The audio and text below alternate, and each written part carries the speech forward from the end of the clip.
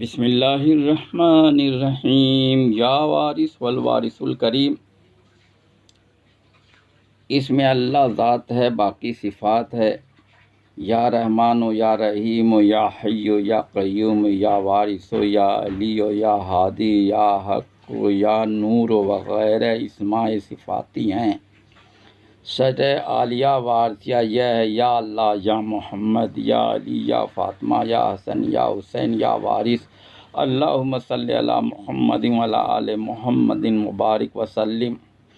شجرہ ھذا میں اسم اللہ ذات ہے، باقی اسم اعظم ہے۔ یا محمد اول اسم اعظم ہے۔ اسم اللہ ذات کے تصور سے وجود انسانی کا تالا کھلتا ہے۔ اسم اللہ ذات کا تصور جب وجود انسانی میں اثر کرتا ہے تو تمام بری صفاتیں فنا ہو جاتی ہیں اور تمام اچھی صفاتیں قائم ہو جاتی ہیں۔ وارث نور حضرت سید وارث علی شاہ اعظم اللہ ذکرہ نادرہ اوصاف عشق و فقر سے موصوف ہیں، اسی لحاظ سے آپ کی جلوہ گری جا بجا ہوئی ہے اور ہوتی ہے۔ حضور انور وارث نے فرمایا: آنکھ بند کر لینے سے کیا ہوتا ہے؟ من کان فی ھذہ اعمیٰ فہو فی الآخرۃ اعمیٰ۔ مظہر الہی ہر جگہ ہے، تماشا دیکھو۔ مظہر ظہور کی جگہ کو کہتے ہیں۔ بجز انسان کامل کے اللہ کی ذات اور صفات کو کہیں اور تلاش نہ کی جائے۔ انسان کامل جو اول ہے وہ حضرت آدم ہیں، ان کی بھی روح محمد صلی اللہ علیہ وسلم کی طرف راجع ہے۔ اول صورت جو انوار الہی میں منقش اور متجلی ہوئی، اس صورت کا عاشق اللہ پاک ہوا اور اس صورت کا نام محمد صلی اللہ علیہ وسلم رکھ دیا۔ وہی صورت تمام موجودات کی صورت کی اصل ہے۔ خدا سے کوئی جگہ خالی نہیں ہے اور انسان کی ذات میں جو ظہور خداوندی ہے وہ کسی شے میں نہیں ہے۔ وہی مکان اور لامکان میں موجود ہے، وہی صورت اور بے صورتی میں جلوہ نما ہے، وہی واحد الوجود ہے، وہی واجب الوجود ہے، وہی ہے جس کا آدم اور عالم میں ظہور ہے۔ جو دل کے میدان میں مقیم ہوتے ہیں وہ اپنے گوش دل سے آواز خدا سنتے ہیں اور اپنے چشم دل سے صورت خدا دیکھتے ہیں۔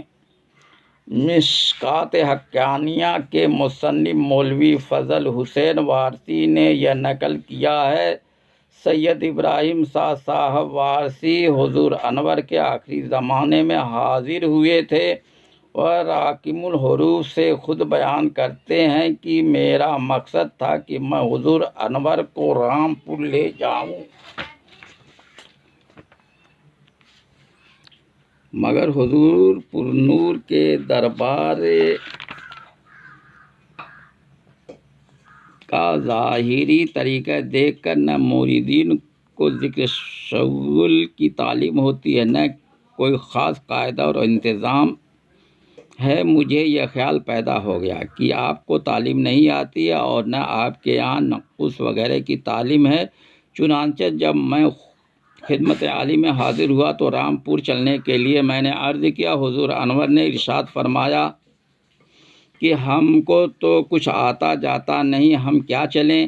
اس ارشاد پر مجھے گونے ندامت ہوئی، مگر پھر خیال آیا کہ اشراق برخاطر پیران طریقت ہوا کرتا ہے، ہوا ہوگا، اس سے تعلیم کا آنا محقق نہیں ہے، بلکہ تعلیم تو خاندان نقشبندیہ میں بہت اچھی ہے۔ میں نے عرض کیا: حضور وہاں تشریف تو لے چلیں، اچھا مقام ہے، وہاں حضور کا جی لگے گا۔ فرمایا: اگر جی نہ لگا؟ میں نے عرض کیا: اگر جی نہ لگے تو میرے لیے سزائے موت تجویز فرمائی جائے۔ اس پر آپ متبسم ہوئے اور ارشاد فرمایا کہ وہاں بڑے بڑے قابل ہیں اور بہت طریقوں کے لوگ ہیں، نقشبندیہ، قادریہ، چشتیہ اور طریقے تو یوں بہت ہیں، شتاریہ، ویسیہ، شاذلیہ، ملامتیہ وغیرہ، اور ہر جگہ کی تعلیم بھی جداگانہ ہے۔ نقشبندیہ والے کہتے ہیں کہ مقامات عشرہ میں 5 عالم اور 5 عالم امر اور 5 عالم خلق ہیں، چنانچہ عالم امر میں قلب، روح، سر، خفی، اخفا ہیں، اور نفس و سلطان الاذکار، اور خلق میں دائرہ ضلال اور دائرہ اولا ہے۔ اس مقام پر جلال میں آ کر ارشاد فرمایا کہ یہاں پر آ کر فقیہ بگڑ جاتا ہے، بہت احتیاط کی ضرورت ہے، پیر و مرید دونوں کو خبردار رہنا چاہیے۔ مجدد صاحب نے 2.5 دائرہ اور بڑھا دیے ہیں، ثانیہ، ثالثہ، قوس، یہ ارشاد فرما کر حضور نے بستر پر انگشت مبارک رکھ کر فرمایا یہ کیا ہے؟ میں نے عرض کیا بستر ہے۔ فرمایا یہ نشان کیا ہے؟ میں نے عرض کیا یہ نقطہ ہے۔ وہ نشان یہ تھا۔ اس کے بعد ایک نشان ایسا ہی اور دیا اور فرمایا کہ دونوں نقطہ ہو گئے، اب اس کے درمیان جو حد فاصل ہے وہ کیا؟ میں نے عرض کیا حضور ہی ارشاد فرما دیں۔ نقطہ کی تعریف مجھ سے پوچھی، میں نے عرض کیا الف خالی بے کے نیچے ایک نقطہ۔ فرمایا کہ یہ تعریف نہیں ہے بلکہ النقطہ مالا جزو لہو ہے، اور خط کی تعریف کر کے بستر پر نشان فرمایا جو ایسا تھا، اور فرمایا کہ ایک دائرہ یہ ہے اور ایک یہ ہے۔ پہلی شکل ہو گئی، اور جب ایک شکل قائم ہو گئی تو سب شکلیں قائم ہو جائیں گی۔ اس کے بعد ارشاد فرمایا کہ 2 ولایت علیاء اور کمالات نبوت و رسالت، حقیقت کعبہ، حقیقت قرآن، حقیقت صلاۃ و معبودیت، صرف اور بھی چند مقامات کے نام لینے کے بعد ارشاد فرمایا کہ آخر میں حب صرف ہے، اسی طریق سے تسلوک ہے،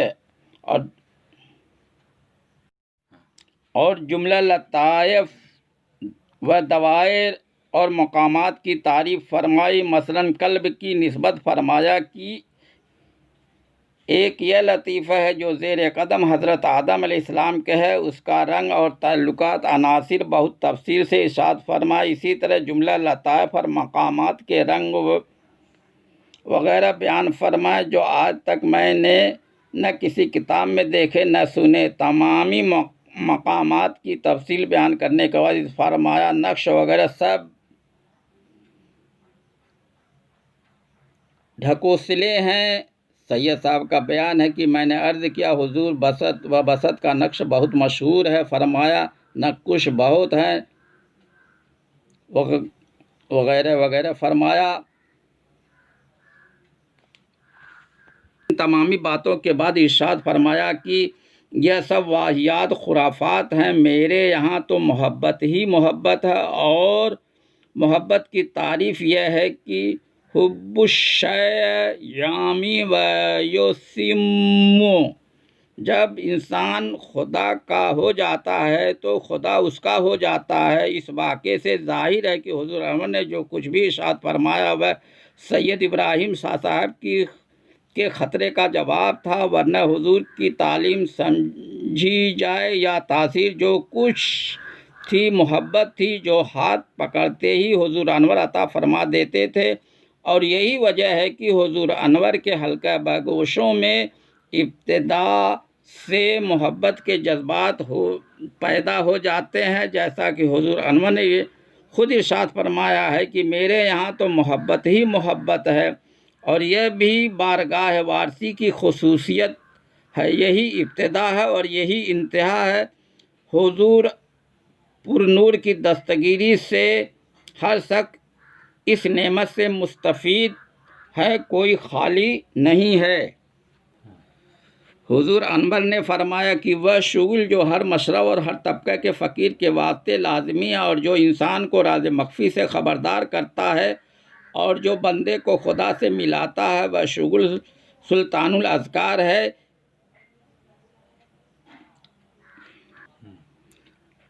تصور کی نسبت بھی حضور نے اپنے غلاموں کو عام طریقے سے کامل تاکید فرمائی ہے اور بعض کو خاص طور پر بھی حکم دیا ہے، اور اکثر اشارت سے یہ بھی ثابت ہوتا ہے کہ طالب خدا کے واسطے صرف تصور ہی کافی ہے اور ہر قسم کی ترقی صرف تصور میں ہو جاتی ہے۔ چنانچہ حضور انور نے فرمایا ہے کہ عاشق کو لازم ہے کہ ایک صورت کو پکڑ لے، وہی صورت یہاں، وہی قبر میں، وہی حشر میں ساتھ رہے گی۔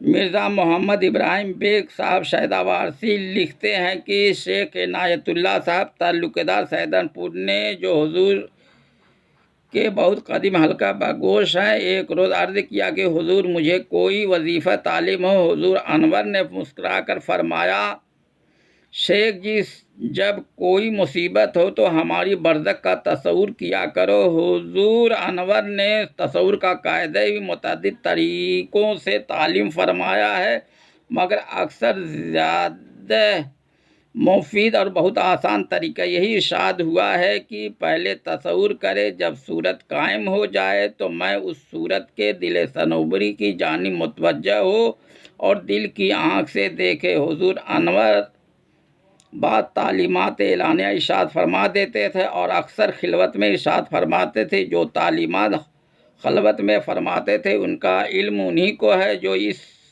مقدس ارشادات سے مستفید ہوئے ہیں۔ جو حالات معرض تحریر میں آئے ہیں ظاہر واقعات پر مبنی ہے۔ حضور انور کی مقدس روحانیت اور فیوض و برکات کا احاطہ نہیں ہو سکتا ہے۔ ایک بزرگ حضور انور کی خدمت میں حاضر ہوئے۔ آپ نے مسکرا کر فرمایا، تمہاری توجہ کی بہت شہرت ہے، ہم پر بھی ڈالو۔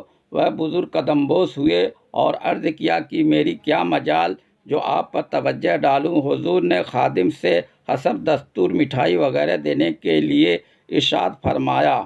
جب وہ بزرگ رخصت ہو گئے تو میں نے عرض کیا کہ اگر وہ حضور سے کہتے کہ آپ مجھ پر توجہ ڈالیں۔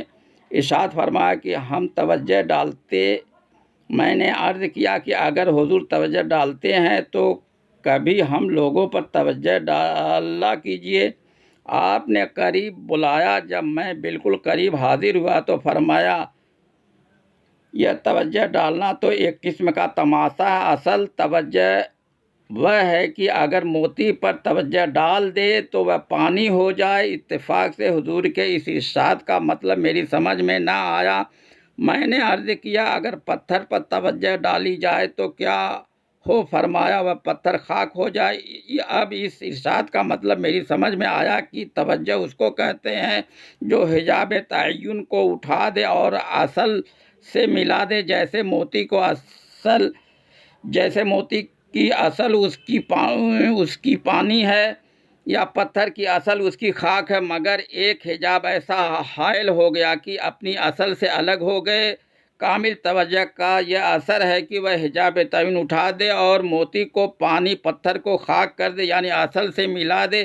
یہی توجہ اگر انسان کے قلب پر ڈالی جائے تو وہ اپنی اصل سے مل جائے اور عین ذات سے سروکار ہو جائے اور فی انفسکم افلا تبصرون کی حقیقت کھل جائے۔ یا وارث یا وارث یا وارث۔